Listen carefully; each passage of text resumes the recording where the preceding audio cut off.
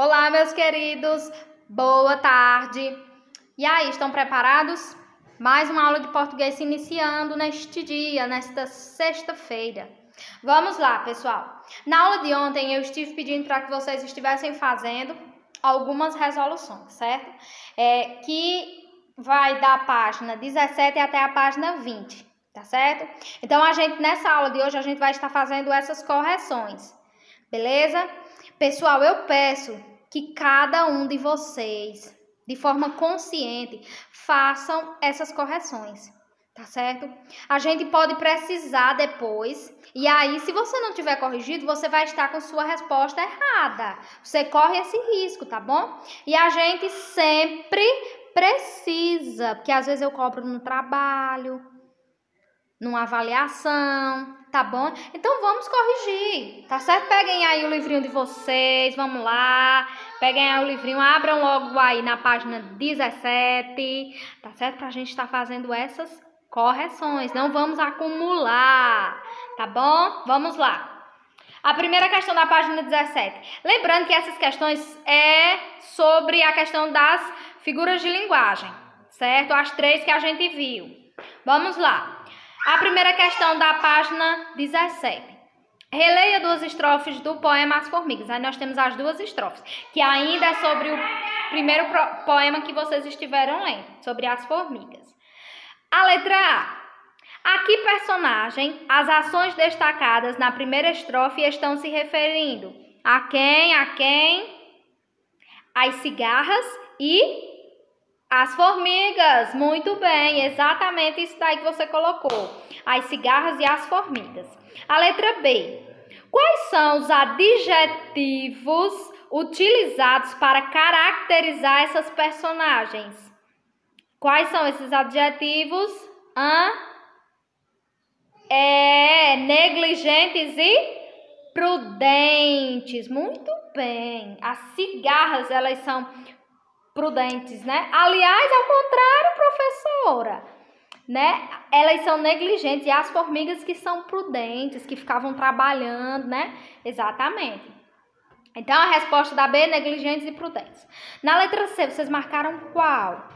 A alternativa correta quanto ao emprego dessas ações e desses adjetivos. Exatamente a primeira. Muito bem, são ações normalmente praticadas por seres humanos e adjetivos empregados para caracterizá-los, né? Por isso que se caracteriza como uma personificação, ou então prosopopeia, ou seja, atribuindo características humanas a seres irracionais, no caso aqui, né? Ou então pode ser também a seres imaginários, criados, né? Então, a letra C é o primeiro quadrinho, vocês marcam o X. Vamos para frente, né? Agora sobre comparação e metáfora. Nós temos aí outro poema, né? A Menina Azul. Vocês leram o poema, é bem interessante, né? Bem interessante. A Menina Azul. Aí tem lá a letra A. Do que trata esse poema? Exatamente de uma menina de olhos azuis, vírgula, descrita como se fosse alguns dos elementos compostos por essa cor.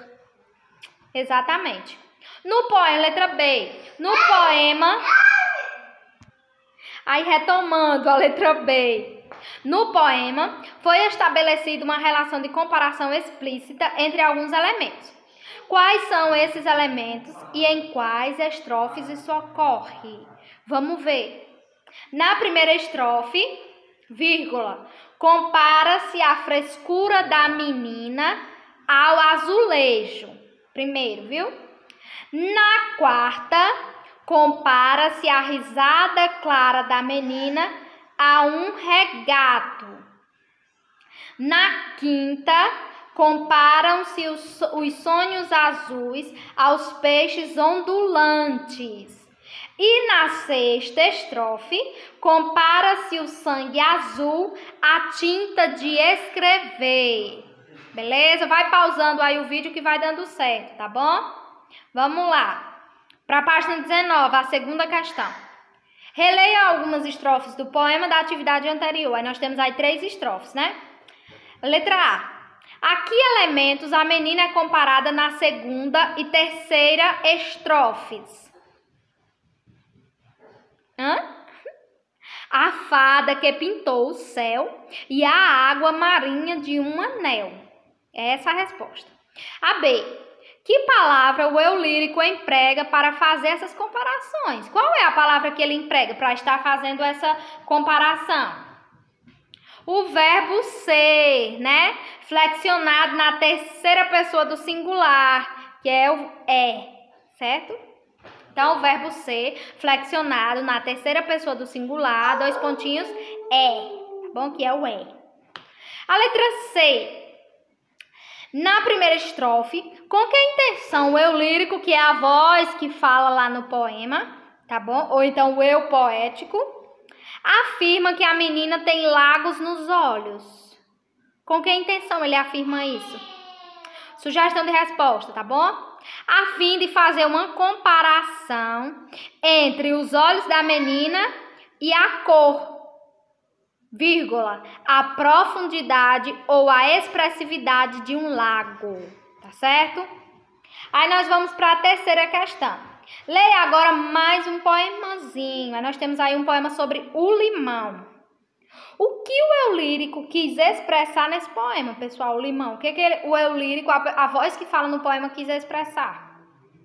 Que mesmo nas dificuldades existem formas de melhorar uma situação. Em todas as dificuldades existem formas de melhorar uma situação, tá certo?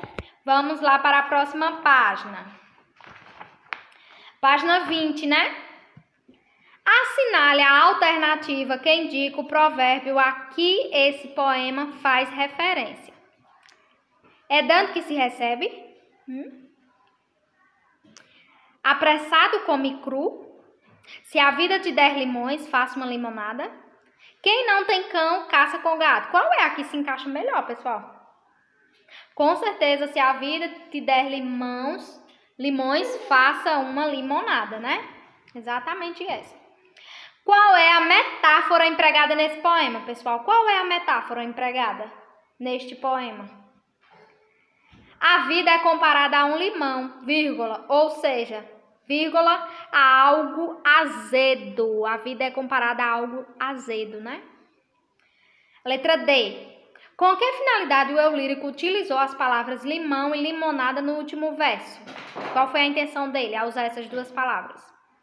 Para mostrar a contraposição do azedo do limão ao doce da limonada, vírgula, ou seja, vírgula, para expor que a vida azeda pode tornar-se doce, como uma limonada, né? A quarta. Agora no caderno escreva uma frase empregando uma metáfora e uma comparação. Essa daí é mais pessoal, tá bom? Certo? Então, vamos lá. Concluída a correção, beleza? O que vocês estarão fazendo? Vocês estarão elaborando para mim, me enviando a fotinha de... Olha que coisa simples, pessoal. Apenas 2 frases, 2 exemplos de personificação, 2 exemplos de metáfora e mais 2 exemplos de comparação, tá bom? Pode criar? Pode. Pode pesquisar? Pode também, tá certo? Mas eu quero 2 de personificação ou então prosopopeia, né, como também pode ser chamado, 2 metáforas e 2 comparação, beleza? Vamos lá, pessoal.